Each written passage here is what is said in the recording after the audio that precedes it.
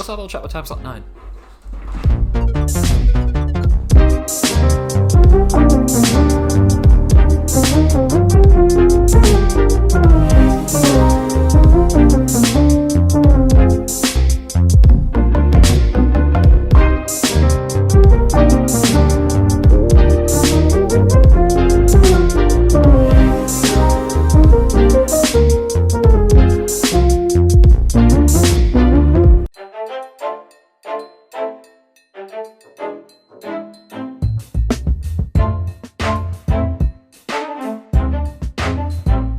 I think that personally, no. I think that a lot of the settings that I am with is usually like centered around the refugee and immigrant community because I've like that's the first for me as an individual here in the US.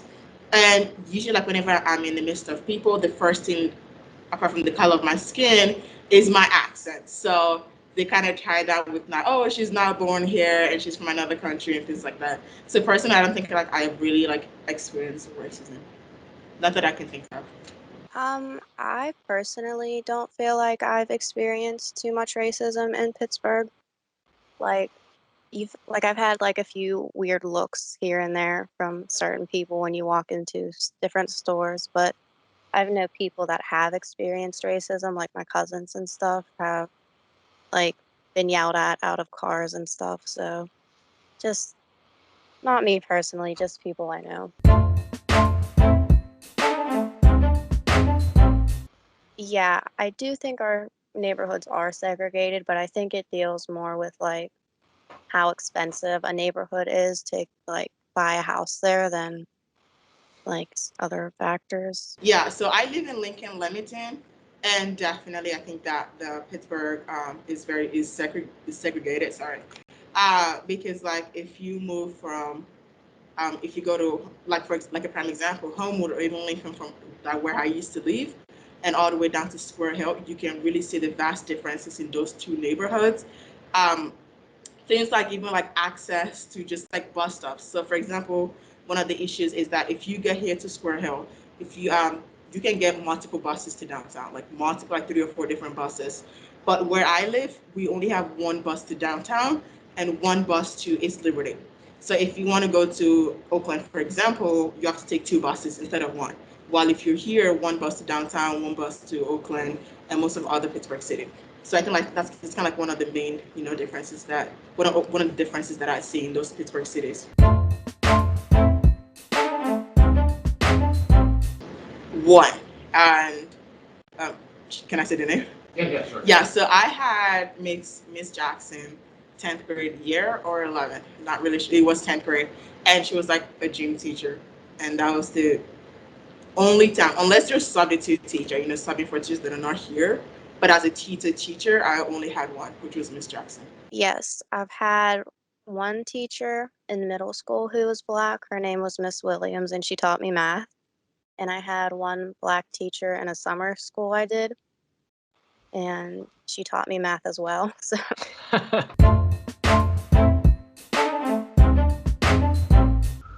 um, I don't think so. I feel like Alder is diverse and doesn't focus too much on that. I'm trying to think. I don't really think so because like it's just kind of like that's it. I guess that's the worst thing about high school is that once you are kind of in that glitch of groups, it's like it's kind of like not that easy to really move out into other groups.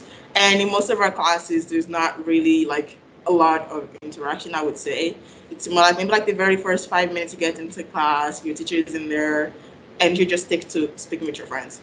So I don't think that I have experienced racism, but I have seen, like not experienced on facing it. But one thing I can say is that in our classes, like especially in our advanced classes, you can see that majority of the people in there are white people. Like I really just like join my classes, and sometimes like especially AP, and I see like one or two other black students. I'm just like, oh my god, like I'm just like there's like two of us here. Like what's going on?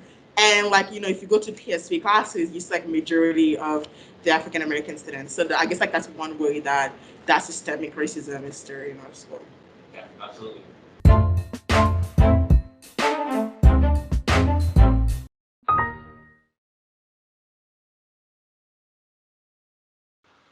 I feel like they're trying to like up what they're doing, but I feel like there could always be more things done because like yeah, they have a class, but there could always be more done to kind of show that.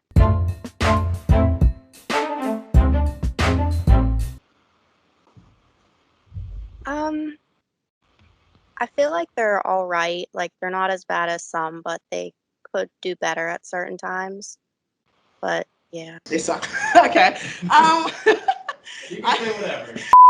I think that it's just like they're not like the way that they're enforcing things. It's just not needs to be enforced that way. I mean, like one of my personal experience that I had with a police officer with me and my family was that we were driving home from a party. It was kind of like not that dark, and one of the neighbors that we're driving through was Homewood, and apparently like a police officer was like driving through Homewood at a very high speed that entire day. That even this lady was just trying to get the plate number down to really complain like, why is this police officer just driving through Homewood? There's literally nothing going on. Why does this need to happen? And that same police officer actually crashed into us. He was running through a red light and we were coming from the green light, and we just crashed into him. Which was the good part is that we crashed into him, because if he crashed into us, that would have been a completely different story. And then obviously like when the other people got there, and thank God for the people recording, thank God for the other people around us, because it wasn't a black neighbor, so really got that support. But this police officer really tried to change the story that, oh yeah, it was our fault. We were driving, we're driving through the red, and he tried to completely change the story that it was our fault that we were driving. So and that was like my experience is that a neighborhood, just because it's black, we have police officers roaming through it. And that was not the only time. Even like my neighborhood, I've seen police officers like running, like racing through, which is not needed because there's nothing going on that does not need to happen. It's just like a lot of, I mean, like with everything that's going on right now, a lot of people just like, if you see a police officer, you don't want to go near them. It's kind of also like restricting people's freedom, to go out freely because they're like, oh, there's a police officer just driving through my street. I don't feel comfortable going out. So yeah, that's my experience with it. Yeah, do you, just to kind of like follow up on that, do you know what the aftermath of that was? Like what happened to the police officer in that situation? Not really, because a lot of it was really dealt with my parents, but I don't think he was suspended or anything. It was just, I think it was just routine off, and apparently like that was like not the only time that I like not the accident happened, but that was not the only time that they reported the dude that, oh, this is what he has been doing. This needs to be brought to attention, and nothing has been done. Oh, wow, that's crazy. Yeah.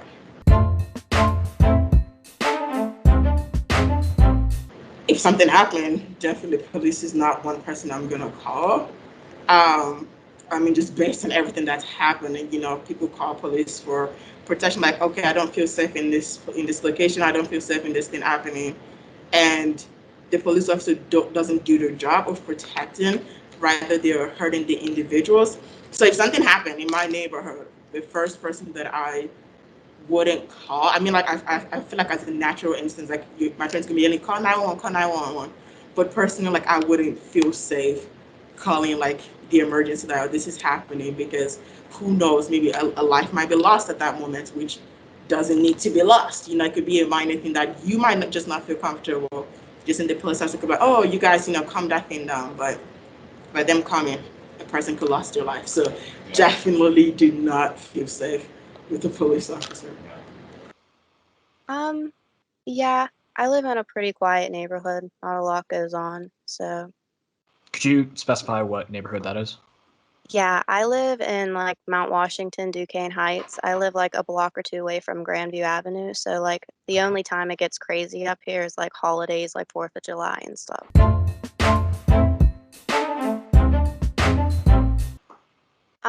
Gentrification has changed my neighborhood a lot. Like, they just tore down like half of a forest over here to put new houses in.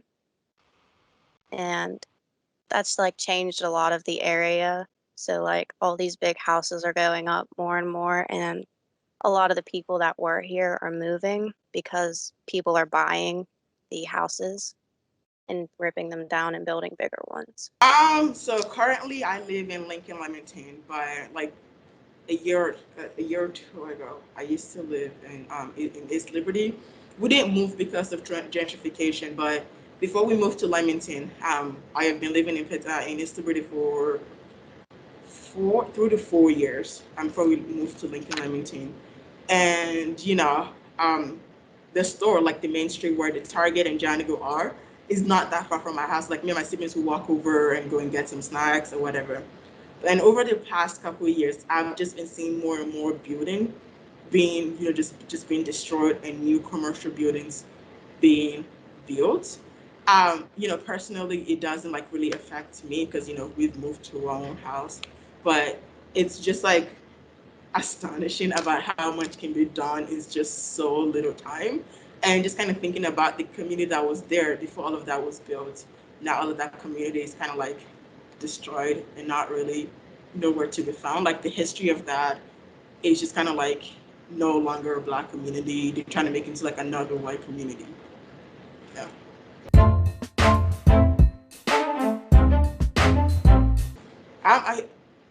I mean, one of the quote, I'm going to try to remember it, is that, if you want to see a change in something, we have to do it ourselves. So one thing that I would always, encourage is always maybe like write to legislator who, might have some power in regulating, who can buy certain street or certain places.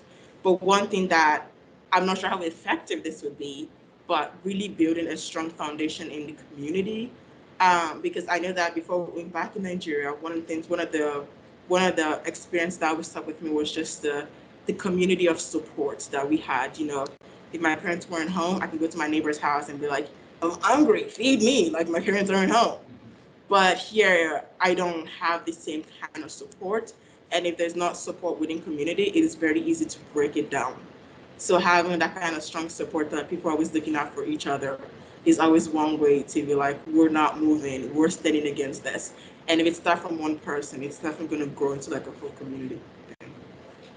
So, yeah. Absolutely. Yeah, excellent. That's one of the things that we've seen. I think a lot of people have been talking about how community is really, really important. Mhm. And you're right, it is something that tends to kind of like, we don't see that as often anymore. Yeah. And especially in Pittsburgh. Yeah. So, yeah. I feel like we could come together more and like maybe try and like talk to people that are able to change things and like maybe email or talk. I don't know. Make a video, send it to people that could possibly help and stop some stuff from happening and change it. And that's about it for segment 4. So make sure to come back tomorrow for segment 5, the final segment. It was a lot of fun. You guys are not going to want to miss it. And yeah, so that's it for me in segment 4. So I will catch you guys tomorrow on segment 5. Peace.